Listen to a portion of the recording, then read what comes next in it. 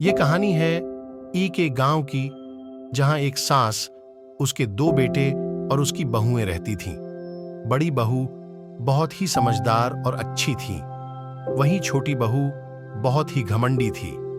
वह अपनी सास को घर खर्च के लिए पैसे भी नहीं देती थी, ना उनसे ठीक से बात करती थी। तभी एक दिन अचानक, बहू, अरे ओ बहू, सुबह से मैंने कुछ भी नहीं खाया है, कुछ बनाया भी है या नहीं? बहू कमरे के अंदर आती है और कहती है, पर माँ जी, खाने को तो कुछ भी नहीं है। मैं बाजार से आ रही थी तब मेरा बैग फट गया और सारी सब्जियां गिर गई, इसलिए मैंने सिर्फ चावल ही बनाया।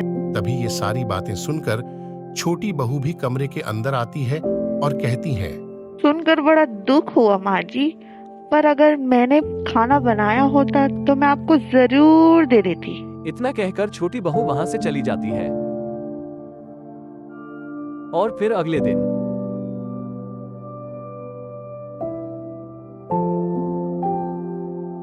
बहू, अरे ओ बहू, आई माँ जी, ये ले तेरी सब्जियां और अब इनमें से ही कुछ बना ले बेटा, बड़ी भूख लगी है। और सुनीता बैग लेकर किचन में चली जाती है।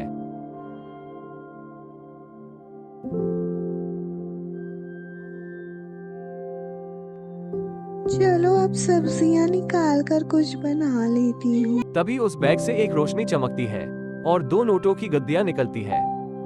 माँ जी, सुनील जी, जरा यहाँ आइए, देखिए। सुनीता की सास और उसका पति अंदर आते हैं। क्या हो गया बहू, क्यों चिल्ला रही हो?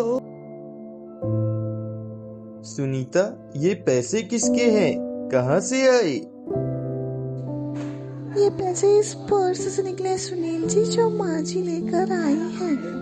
बैग से तेज रोशनी निकली और पैसे गिरे। माँ जी, मुझे लगता है ये पर्स जादुई है। सुनीता, हम इन पैसों से एक नया बिजनेस शुरू कर सकते हैं। सुनील की यह बात सुनीता और उसकी सास मान लेते हैं।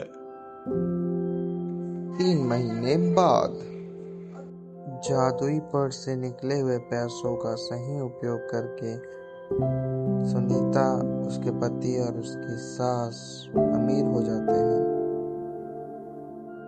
जी, सुनते हो, जाकर पता क्यों नहीं करते कि जेठ जी इतने अचानक अमीर कैसे हो गए?